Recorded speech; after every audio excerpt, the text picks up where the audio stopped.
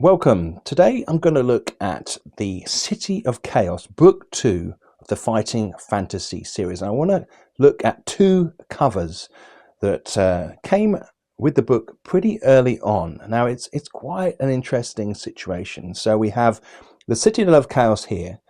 Now this is by an artist called Emmanuel, and we're going to be comparing it to this particular book here, which, as you can see on the back, says it's by Iain Miller. Now this first cover, it's quite a controversial cover. I think it's a cover that isn't liked by a lot of fans of fighting fantasy.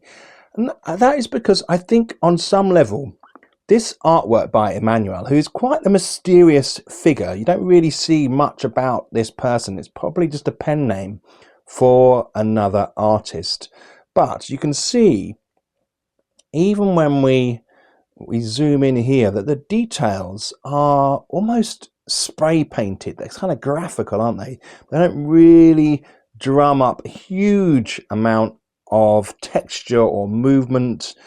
And I think for some people, they just don't like that. I personally love this cover, and I remember it from my childhood. And it's this beast at the front here is so prominent and striking. But again, that might be another reason why people don't like it. And then we compare it to this cover by Emmanuel. Instead, this is the 1983 copy, the first cover. Then we have this one here. This is the Iain Miller cover. Now, this was brought in pretty early, in 1986. And this is the second edition, second version of the cover. It's got a 2 in the top right-hand corner here. The first copy had the green bar across the top, which was standard for all the books back at that particular period, back in the mid-80s. So this one is very different. It's kind of a bit like kind of a Warhammer style image. It's darker. It looks like a bit like a John Blanche image. And you can see the buildings are dirty compared to these ones. They're kind of pristine and precise, and this one here is like a whole different medieval setting. I think this is an amazing cover as well. And, you know, if I saw it in a book, I'd be blown away by seeing this.